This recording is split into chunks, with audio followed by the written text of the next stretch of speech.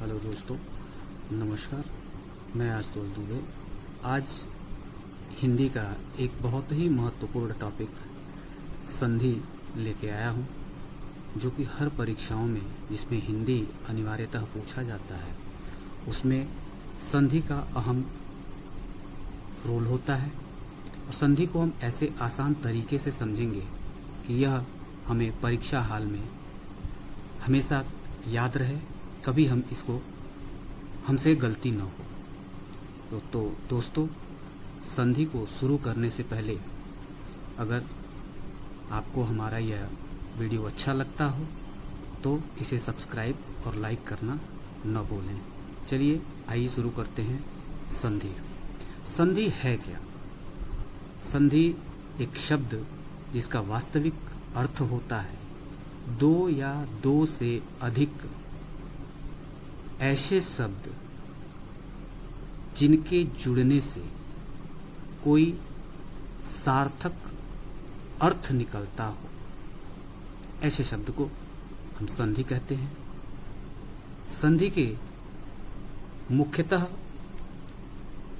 3 part हैं, 3 भाग हैं। संधि को हम 3 भाग में देख के पढ़ते हैं, समझते हैं। जिसका पहला भाग है स्वर। दोस्तों, स्वर संधि में मुख्य रूप से 5 संधियों को विभाजित किया गया है। 5 संधि को हम पढ़ते हैं स्वर संधि के अंतर्गत। दूसरा संधि है व्यंजन संधि और तीसरी संधि है विसर्ग संधि।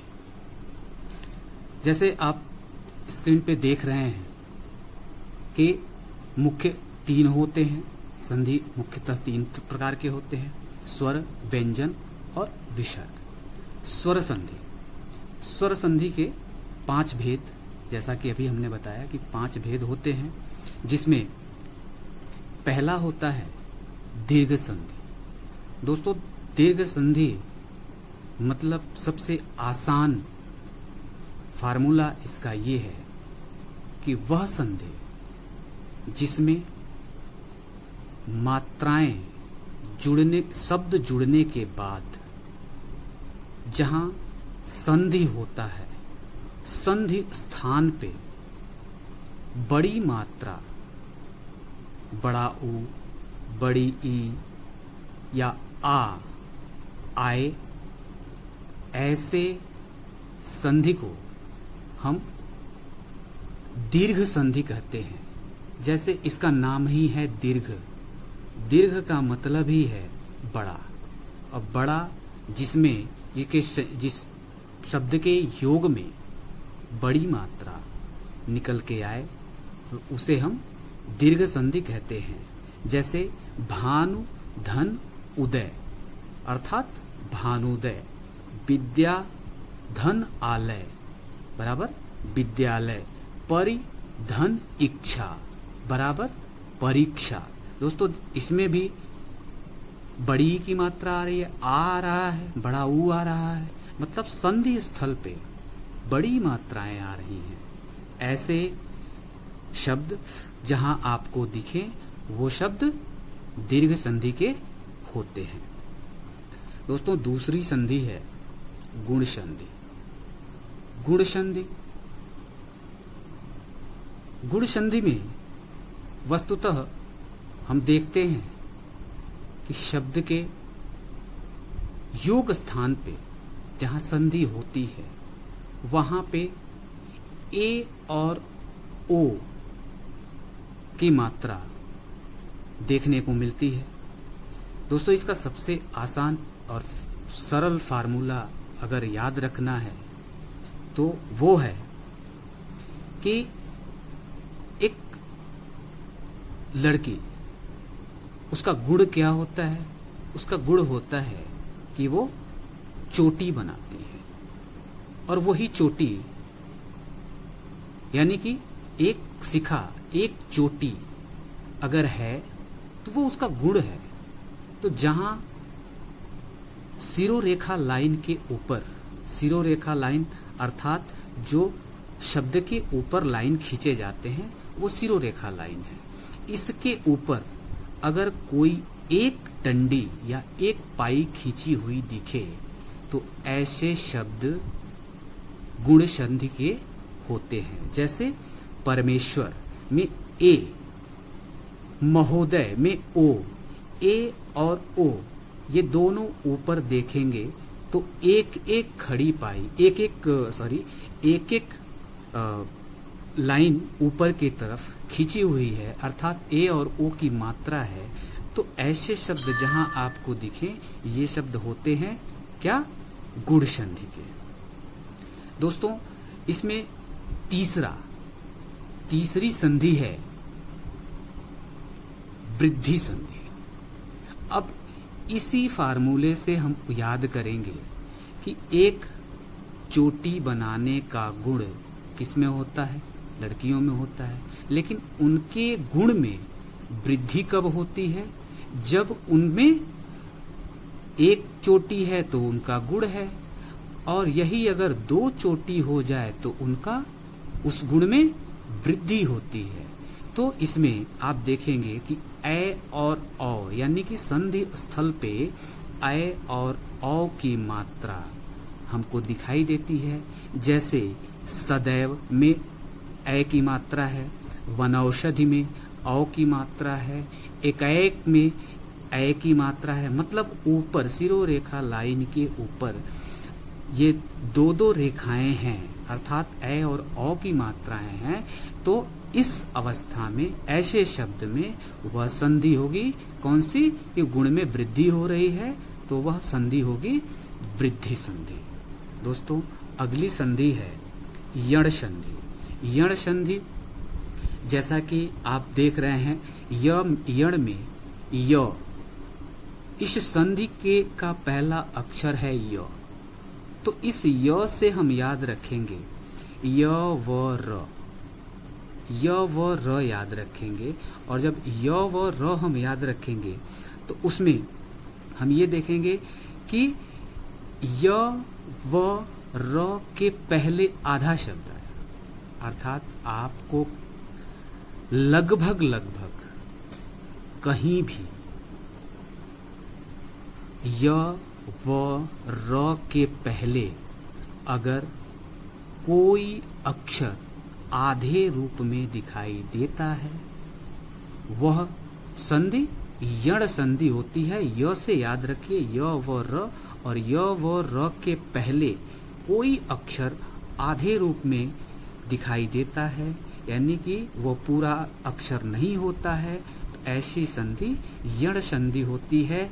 जैसे प्रत्येक में य के पहले आधा तो है, स्वागत में व के पहले आधा सो है, इत्यादि में य के पहले आधा तो है। तो ऐसे शब्द क्या हो गए? ऐसे शब्द यण संधि हो गए।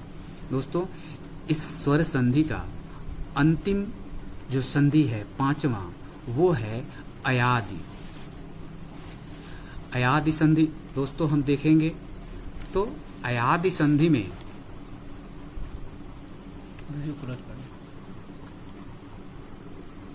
दोस्तों अगली संधि है अयादि संधि। अयादि में अय को याद रखिए, अयादि में अय को याद रखिए, और कुछ इसमें ज्यादा याद रखने की आवश्यकता नहीं है, बस अय को याद रखिए। अय, आय, अव, आव का उच्चारण, अर्थात कि जिस शब्द में अय, आय, अव, आव ऐसे भाव, किसी शब्द को उच्चारण करने में ऐसे भाव आए कि जिन शब्दों में या तो अय आए, आय आए, अव आए या आव आए, ऐसे शब्द अगर आते हैं तो वह अयादि संधि के होंगे। इसमें ए, ऐ, ओ, औ की मात्रा नहीं आती है, अधिकतम लगभग 3 अक्षरों के शब्द होते हैं, यानी कि अयादि शब्द में लगभग यानी कि लगभग 95% शब्द जो होते हैं वह 3 अक्षर के होते हैं और इन शब्दों में ए, ऐ, ओ, औ की मात्रा नहीं के बराबर होती है। अगर ऐसे शब्द में आपको कहीं भ्रम हो और इसमें ए, ऐ, ओ, औ की मात्रा दिखे तो वहां आप अयादि नहीं लगाएंगे। और दूसरी चीज कि अगर हम शब्द देखें, शब्द में जैसे नयन, नयन में अय, शयन अय, नायिका आय, पावक आव, ऐसे इसमें भाव इन शब्दों के आ रहे हैं तो यहाँ पे अयादि शब्द होगा। दोस्तों दूसरी संधि है व्यंजन संधि। व्यंजन संधि, तो व्यंजन संधि में हम दोस्तों दूसरी संधि है व्यंजन संधि। व्यंजन संधि में आप देखेंगे कि क, च, ट, त, प, ये क्या है? हिंदी वर्णमाला व्यंजन के ये 5 वर्ग हैं। क वर्ग, च वर्ग, ट वर्ग, त वर्ग, प वर्ग। तो ये सारे 5 वर्गों के पहले अक्षर हैं। अब इसका फार्मूला, ट्रिक क्या है कि व्यंजन का जोड़, इसमें आप कोई भी शब्द देखें, उस शब्द में जहां इन 5 वर्गों के तीसरे शब्द पूर्णावस्था में दिखाई दे, वह संधि व्यंजन संधि होती है। किसी भी शब्द में अगर संधि स्थान पे इन 5 वर्गों के तीसरे अक्षर, तीसरे वर्ण अगर दिखाई देते हैं तो वहां व्यंजन संधि होती है। क्योंकि व्यंजन संधि में क, च, ट, त, प व्यंजन संधि के पहले ये 5 वर्ग के पहले अक्षर आधे अक्षर के रूप में उपस्थित होते हैं, जबकि संधि के बाद ये अक्षर पूर्ण रूप अपने ही वर्ग के तीसरे अक्षर का धारण कर लेते हैं। इसे उदाहरण के साथ देखते हैं तो दिक्, यहाँ क्या है? क वर्ग का पहला अक्षर आधे रूप में, धन अंबर। अब ये क जो है यहाँ परिवर्तित होके अपने ही वर्ग के तीसरे अक्षर को का रूप धारण कर रहा है। दिक् धन अंबर बराबर दिगंबर। वाक धन ईश बराबर वागीश। ये को यहाँ तीसरा रूप धर रहा है, तीसरा रूप पकड़ रहा है अपने वर्ग का। फिर जगत धन ईश, अब ये तो वर्ग का त, थ, द, तो कौन सा पकड़ेगा? द। तो जगत धन ईश बराबर जगदीश। सूप धन अंत, प वर्ग, प का तीसरा वर्ण कौन सा है? प, फ, ब। तो सूप, तो प का तीसरा क्या हो जाएगा? ब, अर्थात सूप धन अंत बराबर सुबंत। दोस्तों ये हो गया आपका व्यंजन संधि। और अंतिम संधि है विसर्ग संधि। विसर्ग संधि में इसका सबसे आसान, और विसर्ग का मतलब होता है ये 2 बिंदु, इन दोनों बिंदुओं को हम विसर्ग के रूप में जानते हैं। और उच्चारण के स्थान, जब उच्चारण इसका किया जाता है तो उच्चारण ह के रूप में यह विसर्ग होता है। अब इसका सिंपल साधारण तरीका समझने का क्या है कि ये तीनों श, श, इन तीनों श को जिस किसी भी शब्द में हम देखें, ये तीनों श आधे रूप में उपस्थित हों तो वहां विसर्ग संधि होता है। जैसे मुनीश्वर आधा स है, उपस्थित है, लेकिन जब इसको हम तोड़ेंगे तो यह स लोप होके किस रूप में आएगा?